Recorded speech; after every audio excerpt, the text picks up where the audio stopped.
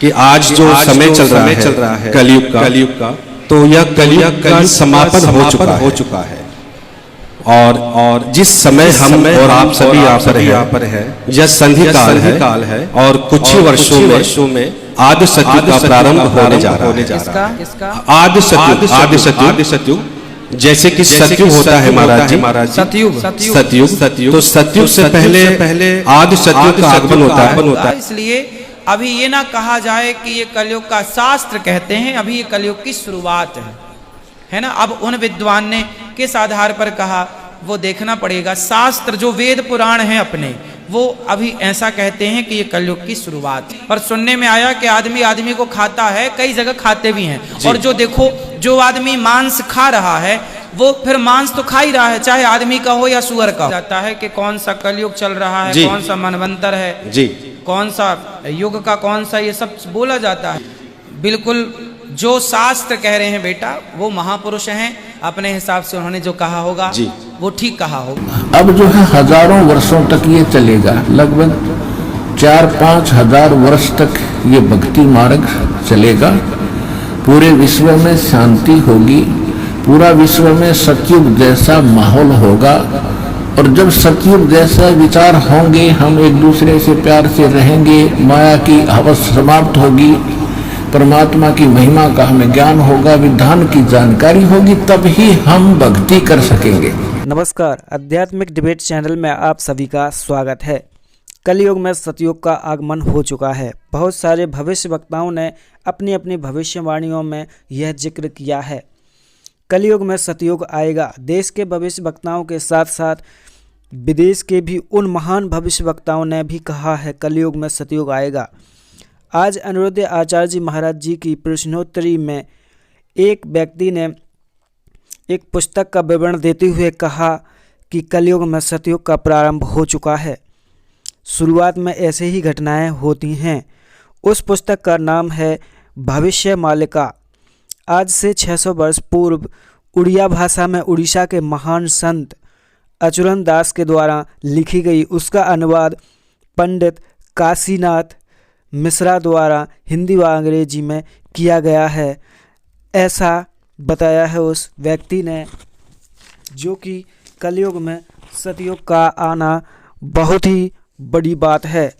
उस पुस्तक को लेकर इस व्यक्ति ने बहुत बड़ा खुलासा किया है। आपकी जानकारी के लिए बता दें, संत रामपाल जी महाराज अपने सत्संग प्रवचनों में हमेशा से कहते आ रहे हैं कि कलयुग में सतयुग आएगा और हजारों वर्षों तक चलेगा।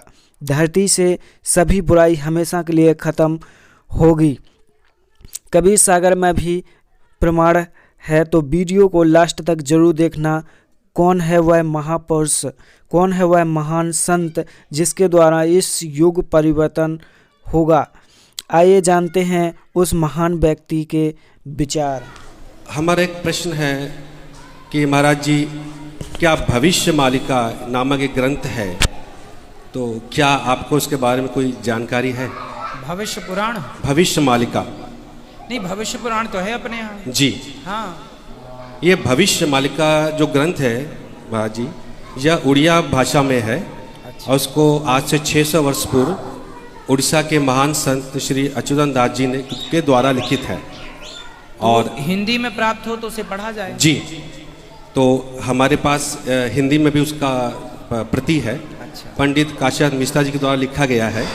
उन्होंने उसको हिंदी में अंग्रेजी तो में क्या लिखा है उसमें, उन्होंने क्या चाहा, क्या कहा है उन्होंने उसमें? जी, भविष्य मालिका ग्रंथ में जैसे कि बताया गया है कि आज जो समय चल रहा है कलयुग का, तो यह कलयुग का समापन हो चुका है। और जिस समय हम और आप सभी यहाँ पर हैं यह संधि काल है और कुछ ही वर्षों में आदि सतयुग का प्रारंभ होने जा रहा है। किसका? आदि सतयुग जैसे कि सतयुग होता है महाराज जी, सतयुग तो सतयुग से पहले आदि सतयुग का आगमन होता है। यह भविष्य मालिका में लिखा है। उसमें हर युग के, चारों युग के जो भक्त होते हैं, प्रभु उनके साथ में उनको पूर्ण सुख देते हैं, क्योंकि हर युग में प्रभु के भक्त जो है पूर्ण सुख प्राप्त नहीं कर पाते हैं। वह युग के अंत में प्रभु के साथ अपनी लीला करके चले जाते हैं। तो आदि सतयुग का प्रारंभ जो है महाराज जी होने वाला है। तो हमारा आपसे यही एक विनती है कि देखिए हमारे शास्त्रों में ऐसा वर्णन नहीं है। शास्त्रों में ये वर्णन है, देखो कलयुग की आयु कितनी है आपको पता है? 4,32,000 वर्ष, जिसमें अभी केवल 5,500 वर्ष बीती है जी। तो अब 4,32,000 वर्ष में केवल 5,500 साल उम्र बीती है कलयुग की। तो अभी ये नहीं कहा जा सकता कि कलयुग का अंत चल रहा, नहीं, ये कलयुग की अभी शुरुआत है। ये तो अभी क्या है, जब सूर्य ढलता है ना तो परछाई लंबी जाती है। तो जो द्वापर युग है उस द्वापर युग की अभी परछाई है, इसलिए इतना धर्म कर्म है। जब कलयुग की चरम सीमा आएगी तो आदमी आदमी को मार करके खा जाएगा। अभी तो मुर्गा खाता है आदमी, अंडा खाता है, बकरा बकरी खाता है, भैंस खाता है, सुअर खाता है। कलयुग का अंत आने दीजिए, आदमी की लंबाई केवल 3 फीट की रह जाएगी, 2 फीट का हो जाएगा। और कलयुग के अंत में इंसान इंसान को मार के खा जाएगा। जैसे अभी तो दादी मर गई तो लोग शमशान में ले जाते हैं, कलयुग के आखिरी में दादी मर जाएगी तो लोग 4-10 दिन तक पका पका के खाएंगे। ये कलयुग का आखिरी ऐसा होगा, इसलिए अभी ये ना कहा जाए कि ये कलयुग का शास्त्र कहते हैं, अभी ये कलयुग की शुरुआत है ना। अब उन विद्वान ने किस आधार पर कहा वो देखना पड़ेगा। शास्त्र जो वेद पुराण हैं अपने, वो अभी ऐसा कहते हैं कि ये कलयुग की शुरुआत है। जी, आपकी बात सत्य है, लेकिन भविष्य मालिका के अनुसार जो है, जो कहा गया है कि मनुष्य मनुष्य को खाएगा और चारों तरफ कलयुग के अंत में चारों तरफ हाहाकार मचेगा और मौसम परिवर्तन होगा और अन्न की कमी होती जाएगी। तो ये आज हो रहा है महाराज जी, क्योंकि हम देख सकते हैं कुछ महीने पहले केरला में एक लड़की को उसके पीसेस करके कुकर में उबाल रहे थे। हाँ सुना था। लेकिन वो खा नहीं पाए उनका, लेकिन महाराज जी ये तो पकड़े गए, इसका मतलब वो पहले से खा रहे थे। भाई आज भी दुनिया में कुछ देश ऐसे हैं जहां आदमी को खाया जाता है, लीगल खाते हैं वहाँ जी, आदमी को खाते हैं। भारत में है। अब भारत में कहा मुझे नहीं पता, पर विदेशों में मैंने सुना, देखा तो कहीं नहीं, पर सुनने में आया कि आदमी आदमी को खाता है, कई जगह खाते भी हैं। और जो देखो, जो आदमी मांस खा रहा है वो फिर मांस तो खा ही रहा है, चाहे आदमी का हो या सुअर का हो, खाने वाला तो खा ही रहा है। सत्य है, लेकिन मनुष्य का यहाँ बताया गया था। और महाराज जी एक चीज़ और था, जैसे कि एक बताया कि आपने जो लंबाई छोटी हो जाएगी सभी की, तो जैसे कि हमारा विचार है कि जब वेद व्यास जी ने श्रीमद् भागवत महापुराण की रचना करी आज से 5000 वर्ष पूर्व द्वापर युग में, तो कोई भी साहित्यकार या लेखक जब कोई रचना करते हैं तो अपनी आसपास की परिस्थितियों को देखकर उसके हिसाब से रचना करते हैं। तो आज से 5000 वर्ष पूर्व द्वापर युग में जो हम लोग की लंबाई थी 14 फीट एक नॉर्मल थी, बाद में 21 फीट, 22 फीट, 25 फीट लोग जाते थे। सही है। तो उसके हिसाब से जब वेद व्यास जी उसकी रचना कर रहे थे तो उन्होंने उसके हिसाब से लिखा कि आदमी की जो लंबाई है बहुत छोटी हो जाएगी। मतलब कि एक एग्जाम्पल दिया जाता है कि चने का झाड़ जो है उसके नीचे जो बैठेगा, यह सत्य है। तो महाराज जी आज का जो हम प्रकाश डालना चाहते हैं, आज का समय, अगर आज का समय हम लोग की हाइट ये लंबाई जो है 5 फीट है, एक अधिकतम 7 फीट जाती है, तो चने का झाड़ का जो लंबाई है 4 फीट तक एक नॉर्मल है। तो इसी वक्त से जब किसी द्वापर में 21 फीट की हाइट थी तो चने का झाड़ जो है वो कम से कम 12 फीट का होगा या 13 फीट का होगा, या तो उसके हिसाब से हम लोग की लंबाई जो है उस चने के हिसाब से जो द्वापर में था आज हम लोग छोटे हो चुके हैं। बिल्कुल 12 फीट का जो है उससे हम लोग 5 फीट में आ गए हैं। ठीक है। तो यहाँ पे ये सत्य प्रमाणित होता है। और महाराज जी एक चीज़ और, जैसे कि कहा गया है कि अभी बाल अवस्था चल रही है, और तो हम लोग अगर इतिहास देखें तो इतिहास में बताया गया है मध्य युग जो काल आया था मध्ययुगीन, उसमें हम लोग थे। हम लोग नहीं थे पर इतिहास में दर्ज है, उसमें जो जो घटनाएं हुई थी सब उसमें दर्ज है। तो मध्ययुगीन काल जब आया था, इसका अर्थ यह हो सकता है कि 4,32,000 वर्ष में आधा साल हो चुका है। फिर मतलब देखो हमारे यहाँ तो सत्यनारायण भगवान की आप कथा भी सुनते हैं ना, तो वहाँ संकल्प में ये सब कुछ बोला जाता है कि कौन सा कलयुग चल रहा है, कौन सा मनवंतर है जी, कौन सा युग का कौन सा, ये सब बोला जाता है। तो हमारे यहाँ की गणित इतनी परफेक्ट है कि नासा को आज पता चला कि सूर्य ग्रहण कब पड़ने वाला है। हमारे यहाँ तो सैकड़ों साल जब नासा पैदा नहीं हुआ था तब हमारे यहाँ पंचांग देख के ब्राह्मण बता दिया करते थे कि फलानी तारीख को इतने बज के इतने मिनट में सूर्य ग्रहण है और चंद्र ग्रहण है। तो हमारी गणित परफेक्ट है, इसलिए गणित पे बिल्कुल आप जी बिल्कुल जो शास्त्र कह रहे हैं बेटा वो महापुरुष हैं, अपने हिसाब से उन्होंने जो कहा होगा जी, वो ठीक कहा होगा, पर शास्त्र जो कह रहे हैं वो प्रमाण ये है कि अभी कलयुग की शुरुआत। तो दर्शकों देखिए किस तरह से इस युवक ने भविष्यवाणी काल को लेकर कितने बड़े राज खोले हैं, और इसी को लेकर अनिरुद्ध आचार्य जी महाराज ने कहा है कि मुझे तो इसकी जानकारी नहीं है, पर उस महापुरुष ने जो कहा है उसने ठीक ही कहा होगा। लेकिन शास्त्रों के अनुसार तो अभी कलयुग का ही प्रारंभ हुआ है। तो इस विषय को लेकर और ज़्यादा जानकारी के लिए जानते हैं संत रामपाल जी महाराज जी के विचार। उन्होंने भी बहुत ही विस्तार पूर्वक बताया है, तो आइए जानते हैं संत रामपाल जी महाराज जी के विचार। 600 वर्ष पहले धर्मदास जी से कहा था कि धर्मदास अब तो कोई मेरी बात को महत्व दे नहीं रहा, और जब बीतली पीढ़ी प्रारंभ होगी कलयुग की, उस समय केवल पृथ्वी पर मेरा ही ज्ञान रह जाएगा और पूरा विश्व मुझे पहचानेगा। सभी सतनाम का जाप करके कल्याण कराएंगे। एक ही ज्ञान रहेगा, एक ही भगवान रहेगा। अब जो है हजारों वर्षों तक ये चलेगा, लगभग 4-5 हजार वर्ष तक ये भक्ति मार्ग चलेगा। पूरे विश्व में शांति होगी, पूरा विश्व में सतयुग जैसा माहौल होगा, और जब सतयुग जैसा विचार होंगे, हम एक दूसरे से प्यार से रहेंगे, माया की हवस समाप्त होगी, परमात्मा की महिमा का हमें ज्ञान होगा, विधान की जानकारी होगी, तब ही हम भक्ति कर सकेंगे। तो परमात्मा ने कहा कि फिर सतयुग जैसा माहौल होगा। तो ये बात धर्मदास जी का यकीन नहीं हो रहा था कि एक तरफ तो मालिक आप कह रहे हो कि कलयुग में बहुत बुरा हाल होगा, हाहाकार मच जाएगी, और आप कह रहे हो कि उस समय फिर बात बनेगी। ऐसा ये परिवर्तन कैसे होगा?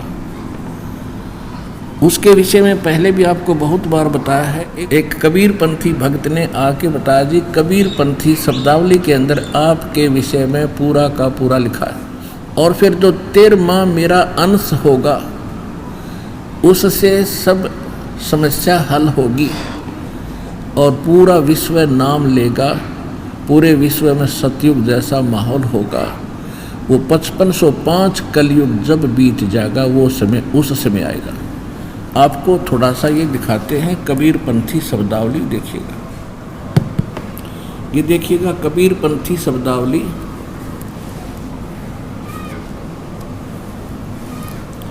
कबीर पंथी शब्दावली और कबीर पंथी शब्दावली, कबीर आश्रम आचार्य परमार्थी वैद्य भारत पथिक स्वामी श्री युगलानंद बिहारी निर्मित, मुद्रक एवं प्रकाशक हैं खेमरा श्री कृष्ण दास, अध्यक्ष श्री वेंकटेश्वर प्रेस, खेमरा श्री कृष्ण दास मार्ग, मुंबई।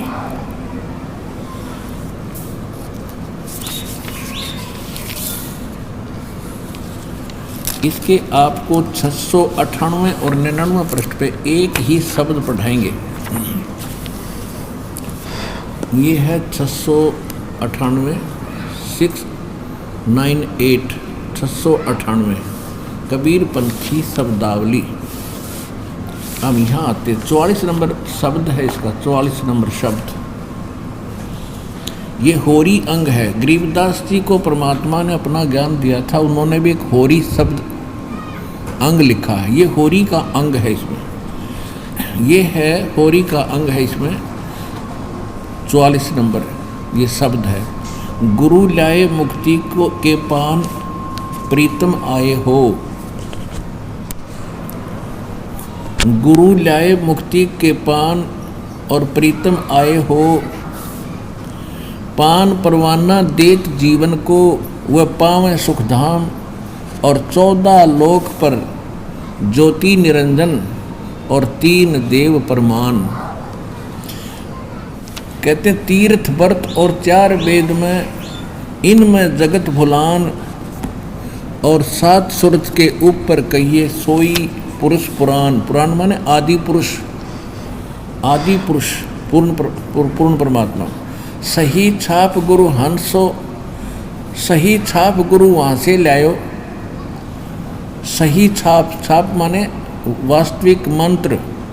सही छाप गुरु वहाँ से लाए समर्थ के फुरमान।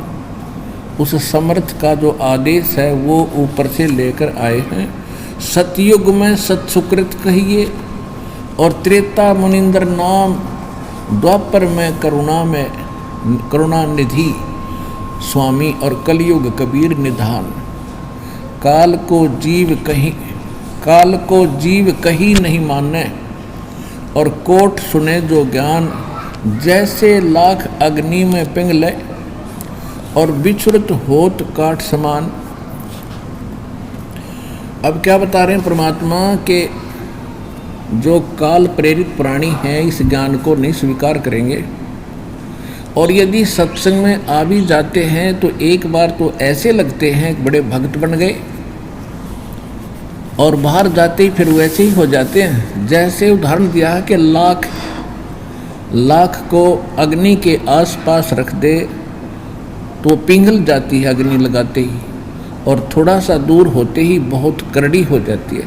तो ये बता रहे हैं कि जो भक्त आत्मा होंगे वो तो एक बार लग गए इस मार्ग पर उल्टे नहीं हटते, और जो डुप्लीकेट भक्त होते हैं वो लाख कैसे होते हैं, सत्संग में आए भगत दिखाई देते हैं और बाहर जाते फिर वही ज्यों के त्यों हो जाते। फिर आगे क्या बताते हैं कि सतयुग में सत्सुकृत कहिए, त्रेता मुनिंदर नाम, द्वापर में करुणा में निधि स्वामी, करुणा निधि, और कलयुग कबीर निधान। काल को जीव कहीं नहीं माने, काल का जो जीव है वो कहीं नहीं माने, और कोट सुने जो ज्ञान। और जैसे लाख अग्नि में पिघले विचुरत हो काठ समान, अग्नि से दूर होते ही करड़ा हो जाता है।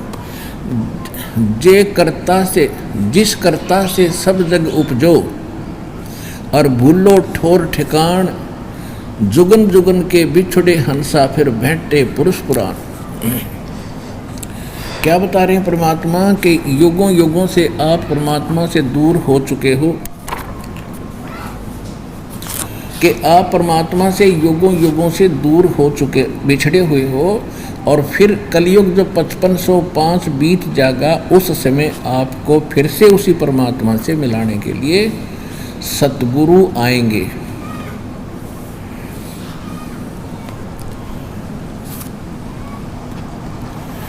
जो कहते हैं जो जे कर्ता से सब जग उपजो, जे माने जिस कर्ता से सब जग उपजो, भूलो ठोर ठिकान, और जुगन जुगन के बिछुड़े हंसा भेंटे पुरुष पुराण। पुरुष पुराण माने आधी परमात्मा, और 13वीं पीढ़ी ज्ञान रजधानी, और 2 दीन ले पान।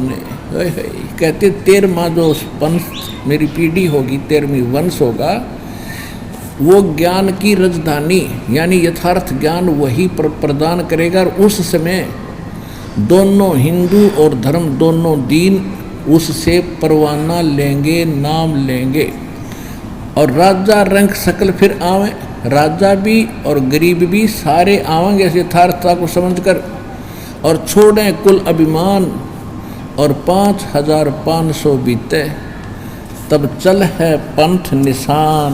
ओए होए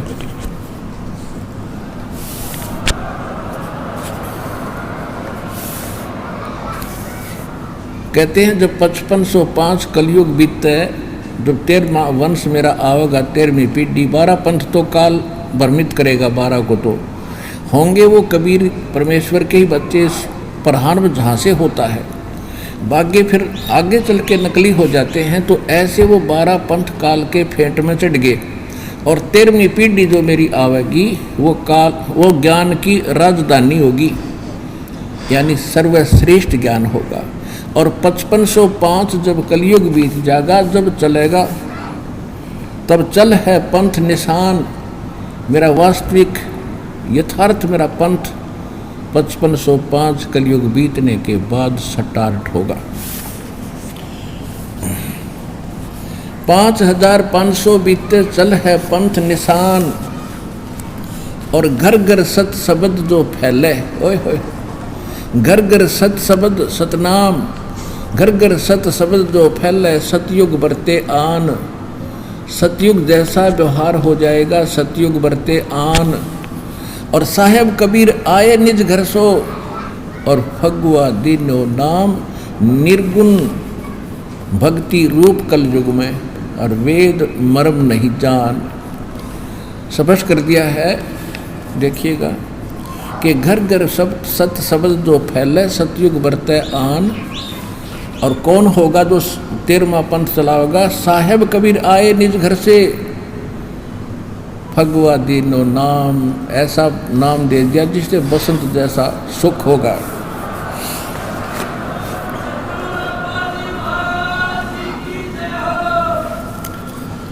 एक तो पुण्यात्माओं कहा जाता है, कहना तो बहुत आसान होता है, लेकिन ये हो रहा है, आपके सामने हो रहा है। और कितना प्रचार बंदी छोड़ के बच्चे, जिसको ये ज्ञान समझ में आ जाता है, वो अपना मूल उद्देश्य समझ लेता है इस जीवन का, कि अपने बहन भाइयों तक ये ज्ञान पहुंचाऊं। दास को मालूम है कितना हमने इसमें संकट झेलना पड़ रहा है। जहाँ भी हमारे बच्चे अपने भाई बहनों के उनके परमार्थ के लिए जाते हैं, काल से प्रेरित परमात्मा ही के बच्चे हमारे ही भाई बहनों को पीटते हैं, मारते हैं, बुरा भला कहते हैं, और ये फिर भी संघर्ष कर रहे हैं कि उनको मालूम है कि उनको अभी ज्ञान नहीं है, फिर वो भी हमारी तरह लग जाएंगे, प्रचार के लिए करेंगे। तो अब कितना संघर्ष करना पड़ रहा है। और परमात्मा कहते हैं घर घर ज्ञान फैलेगा। अब करोड़ों की संख्या में भक्तों ने ज्ञान गंगा पुस्तक वितरित कर दी है, और जिसका परिणाम आप देख रहे हो, परमात्मा के हंस उमड़ उमड़ कर आ रहे हैं। तो ये अब वो समय आ गया है जो परमात्मा ने बोला था, और सभी महापुरुषों ने, बहुत से भविष्य वक्ताओं ने भी इसके विषय में जानकारी दी है। वो समय अब आ चुका है। आपका कर्तव्य है, प्रत्येक भाई बहन जिसके ज्ञान समझ में आया है, पर तो अपने साथ में, अपने कुटुंब में, रिश्तेदारी में, कोई मित्र प्यारे में अवश्य ये चर्चा चलावे और ये ज्ञान समझाए। क्योंकि प्रथम बार आप जिक्र करते हो तो अवश्य वो व्यक्ति आपसे विरोध भी करेगा, लेकिन आपने शांत रहना पड़ेगा। आपको मालूम है जब तक ज्ञान समझ में नहीं आता तब तक ऐसे ही बोलेगा, और जब ज्ञान समझ में आने के बाद आपके साथ हो लेगा।